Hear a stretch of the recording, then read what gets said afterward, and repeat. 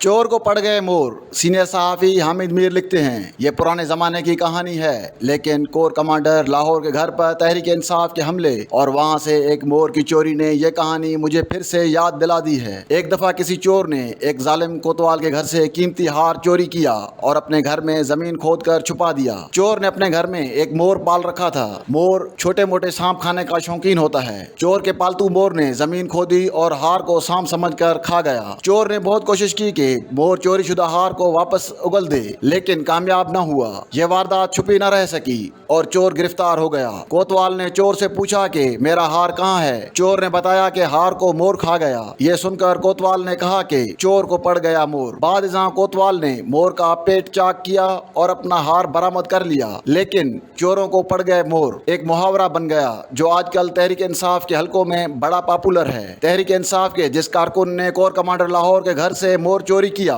उससे मौके पर मौजूद वॉइस ऑफ अमेरिका के नुमाइंदे ने पूछा कि ये मोर आप क्यों ले जा रहे हैं। तहरीक इंसाफ के टाइगर ने जवाब में कहा कि ये अवाम का लूटा हुआ माल है जो हम वापस ले जा रहे हैं। मौके पर मौजूद एक इंग्लिश स्पीकिंग आंटी ने सहाफियों को बड़े फख्र से बताया कि वो कोर कमांडर के किचन के रेफ्रिजरेटर से स्ट्रॉबेरी चुरा कर लाई है और अपनी सहेलियों के साथ मिलकर खूब इंजॉय कर रही है। तहरीक इंसाफ वालों को मुहावरा तो याद रहा, लेकिन वो इस मुहावरे का पस मंजर बिल्कुल नहीं जानते। वो एक मोर को लूट का माल करार दे रहे हैं, लेकिन ये भूल रहे हैं कि 9 मई 2023 को उन्होंने भी इस पालतू मोर का किरदार अदा किया जिसे एक चोर ने पाल रखा था। मेरा इशारा इस चोर की तरफ नहीं जिसने तोशा खाना से चोरी की। तोशा खाना से भी कई हार और घड़ियां चोरी हुई और कई मोर उन्हें सांप समझकर निकल गए। मेरा इशारा इन रिटायर्ड मुहबान वतन की तरफ है जो कभी अपने सियासी सर्कस के लिए शेर पालते हैं और जब शेर बगावत कर देता है तो फिर मोर पाल लेते हैं। इन रिटायर्ड मुहबान वतन के इदारे की इज्जत किसी कीमती हार से कम न थी, लेकिन अफसोस के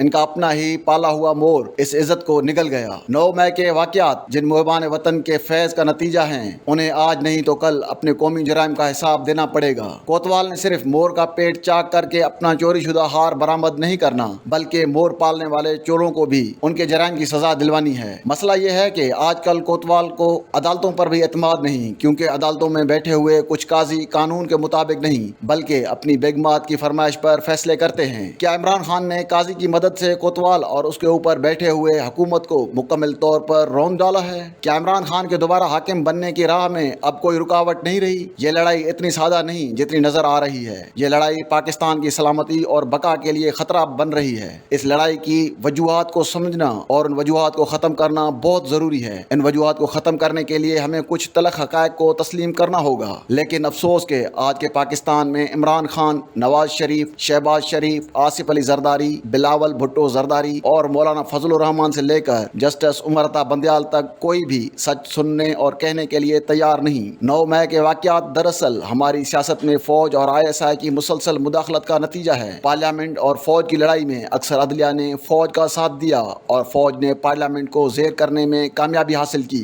2007 की वकला तहरीक में सियासी जमायतों ने अदलिया का साथ दिया और अदलिया ने फौज के खिलाफ भरपूर मज़ाहमत की। जनरल परवेज मुशर्रफ की तरफ से मुअत्तल किए गए चीफ जस्टिस और जजों की बहाली के बाद अदलिया भी पाकिस्तान की सियासत में स्टेक होल्डर बन गई। अदलिया ने एक दफ़ा फिर खुफिया इदारों के साथ मिली भगत करके पार्लियामेंट के अख्तियारात में मुदाखलत शुरू कर दी। सियासी मुकदमात में मुंतखब वज़ीर आज़म को नाअहल करार देने के वाक़यात का ताल्लुक कानून की बालादस्ती से नहीं बल्कि कुछ जजों की सियासी एजेंडे से था। ये एजेंडा उस वक्त सामने आया जब साबिक चीफ जस्टिस इफ्तिखार मोहम्मद चौधरी ने एक सियासी जमायत बनाकर पाकिस्तान में सदारती निज़ाम वापस लाने का नारा लगाया। ये नारा इफ्तिखार मोहम्मद चौधरी का नहीं था, ये वो देरीना ख्वाहिश है जिसका इजहार एक दफ़ा ISI के साबिक सरबरा जनरल अहमद शुजा पाशा ने खुद मेरे सामने किया।